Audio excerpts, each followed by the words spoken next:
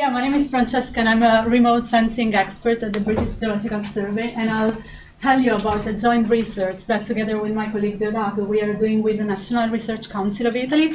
We love rivers, we love the heritage site of Nazca and the Nazca Lines. So our region of interest is in southern Peru and includes the entire river basin of the Rio Grande, where the Nazca civilization flourished just after the Paracas.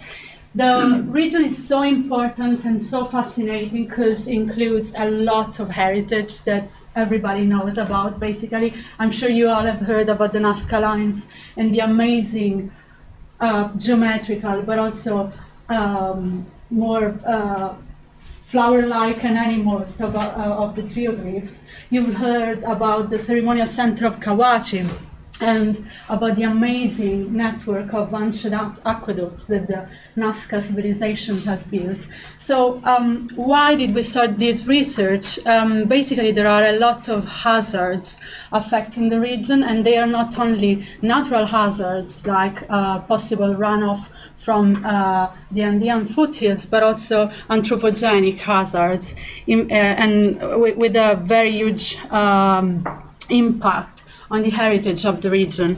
So, speaking about climate, it's really boring. It's a desert. It's totally arid. There is no rainfall, or well, actually around 4 to 10 millimeters per year. So it's one of the driest regions we could study.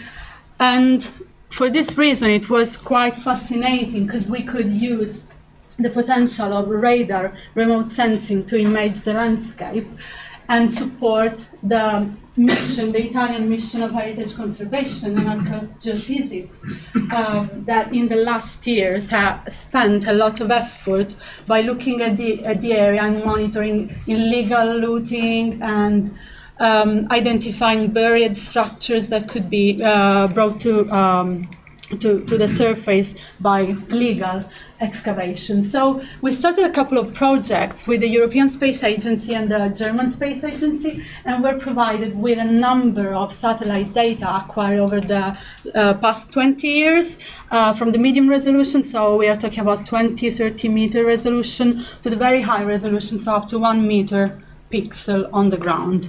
The potential of this data, I think it's huge. If you look at the pictures here, you can see that with one scene only, you can image the full drainage basin and have a single scene around 100 kilometers by 100 kilometers wide, with pixels on the ground, 20-30 meters big, and a repeat cycle of up to 35 days, which means you have an image every month. So you can look back at the archive, the image archives, and look back at the past and what happened over the last 20 or 30 years, depending on the archive you look at.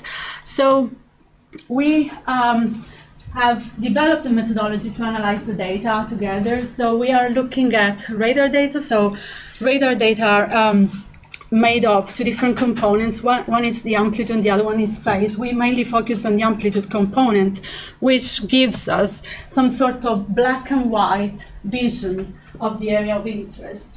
The brighter the pixel in the radar scene, the higher the magnitude of the radar signal backscattered to the radar sensor. So if you look at an image like that, and if you have a temporal stack, so a set of images that were over the same area but at different times, you can combine them together and look at the temporal variations that you measured over the years. For instance, in the image to the right, we see with darker red areas undergoing a significant amount of change in the radar response and the radar signature over a temporal frame of 2 years. So the temporal variability is a function of the radar response of the area, and it's controlled by a set of characteristics that are depend on the radar sensor. So if you keep them, if you use data acquired by the same radar sensor, the only variability you will get will depend from the local topography, roughness, and dielectric properties, mainly soil moisture variations. So if we look at at the radar data and compare them with some optical data, in particular multispectral data from the Aster sensor, we can see that rivers, I'm not going to be able to reach that point, you can see that rivers, they have a radar response which is much brighter than the surrounding agricultural fields, while if you have water bodies or areas of calm water, like the Pozzo Colcha in the same image, you will have specular reflection, so the radar response will be very, very dark and very, very low. Similarly, if you have very dry surfaces, like the sacred mountain of the Cerro Blanco, you have a greater penetration depth of the signal, and basically the radar signal is lost and you don't get back much energy to the sensor. So looking at the geoglyphs, we must analyze first the construction typology of the geoglyphs. So they are called also negative features. So they were built by removing, scratching the very dark gravel out of the surface of the valley, and what's left basically is a much brighter terrain that appears in optical data as bright, but it appears the other way around in the radar data. And as you can see there to the right, you have, even with a medium resolution image, which is not that great, you can still recognize all the different rectangular geoglyphs, and some of which are unfortunately cut by the main motorway of the valley. So what we tried to do, having so many images available, was to analyze the temporal variations in the radar signatures for a set of areas. And in here we are looking at the variation of a couple of small regions of interest located along the river valley. And although each agricultural field has its own typical signature depending on the type of crop and cultivation, there is seasonal fluctuations that reflect the groundwater fluctuations over time with seasons. And by studying those fluctuations, we can derive whether there had been any changes related to the climate, to the changes in the climate with years. So moving from a more qualitative analysis, we can also go into a more quantitative comparison of the different data. And we analyzed a set of pairs of this huge satellite stack that we had, and we computed ratios between pairs of scenes. So as you can see to the left, those are the original images. They are characterized by signals, also controlled by topography, and the response of the area to the typical side-looking geometry of the radar. So the radar doesn't look at the area of interest just from the top to the bottom, but has a sort of tilt in the looking geometry. So every time you have non-flat surfaces, you'll have a strong component due to topography. But if you use the same sort of sensor and the same sort of acquisition geometry, when you make the ratio between two scenes, what you get left, it's only a component due to the actual variation of the signal due to an actual change. So with colors that are always helpful, in here I'm showing you variations along the river plain occurred between 2004 and 2005 at the top, while also we were able to depict changes occurring within different seasons, for instance from May to November 2005. One of the other targets of the study was the analysis of groundwater regime of the ancient Pukyos. So we compared our radar-based analysis at the top with an optical-based analysis and comparison of different vegetation indexes. And we found that even with a medium resolution image analysis with the radar, we could depict a groundwater fluctuation along an ancient Pukyo that is actually 5 to 10 meter wide on the ground, whilst with the optical data, this wasn't actually pictured. So the potential of this data is huge, and the potential level of information that we can get from such type of sensors is really, really great. So one of the natural hazards that have, let's say, the highest potential to have huge impact on the geoglyphs are mass movements of sandy material and runoff of sandy materials from the mountains. This is not, so don't worry, this is not actually affecting the geoglyphs, but it's a very nice example of how fast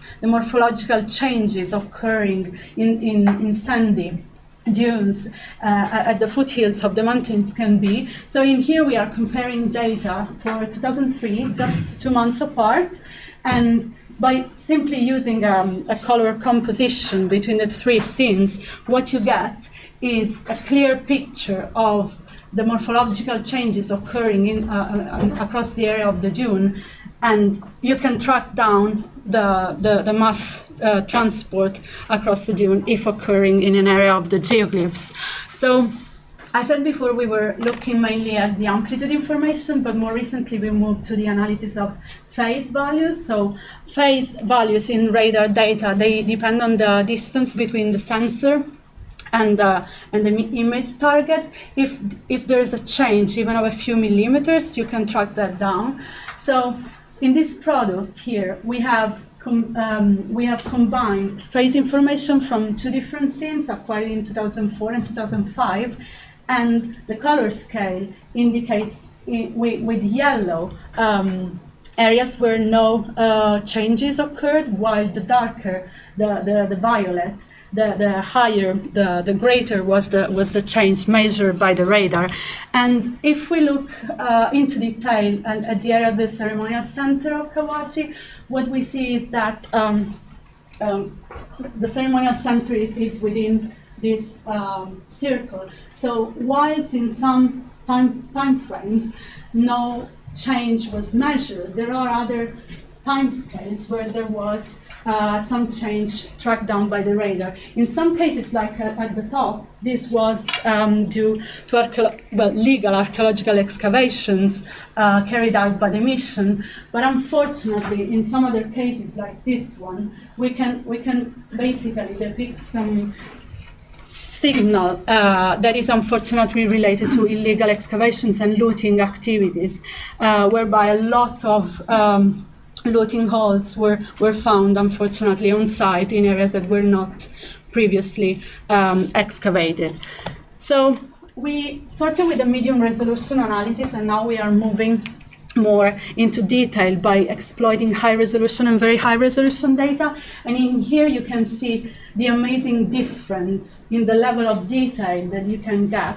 Yes. When you move from medium resolution data to very high resolution data and up to 1 meter. And this is amazing from a remote sensing perspective, because you can get a level of detail that is comparable with optical data, but actually sometimes radar data are capable to tell you much more. For instance, in this snapshot, you can recognize and perfectly map archaeological features of the line, as well as an anthropogenic feature of the motorway, but the level of detail is fantastic, and radar data are not affected by weather conditions. So if it's cloudy, you can anyway get an image with radar sensor, while if you use optical, basically you might be waiting for months before you get an actual image for your study.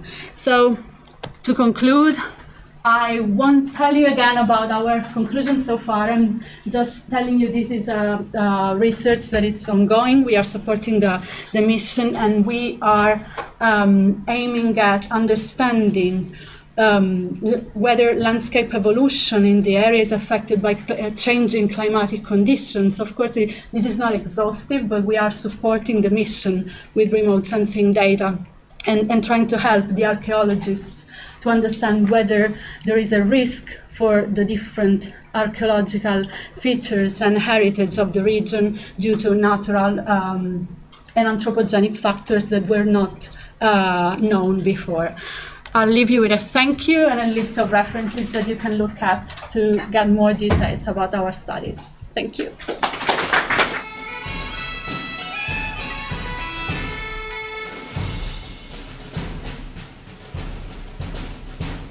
network of ancient aqueducts that the Nazca civilization has built. So why did we start this research? Basically, there are a lot of hazards affecting the region, and they are not only natural hazards like possible runoff from the Andean foothills, but also anthropogenic hazards and with a very huge impact on the heritage of the region. So, speaking about climate, it's really boring. Basin of the Rio Grande, where the Nazca civilization flourished just after the Paracas. The region is so important and so fascinating because it includes a lot of heritage that everybody knows about, basically. I'm sure you all have heard about the Nazca Lines and the amazing geometrical, but also more flower-like and animals of the geoglyphs. You've heard about the ceremonial center of Kawachi and about the amazing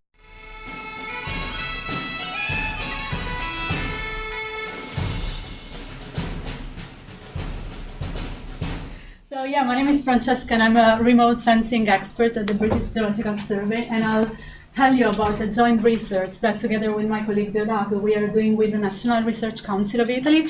We love rivers, we love the heritage site of Nazca and the Nazca Lines. So our region of interest is in southern Peru and includes the entire river by looking at the area and monitoring illegal looting and identifying buried structures that could be brought to the surface by legal excavation. So we started a couple of projects with the European Space Agency and the German Space Agency, and we're provided with a number of satellite data acquired over the past 20 years from the medium resolution, so we are talking about 20-30 meter resolution, to the very, it's a desert, it's totally arid, there is no rainfall or, well, actually around 4 to 10 millimeters per year, so it's one of the driest regions we could study.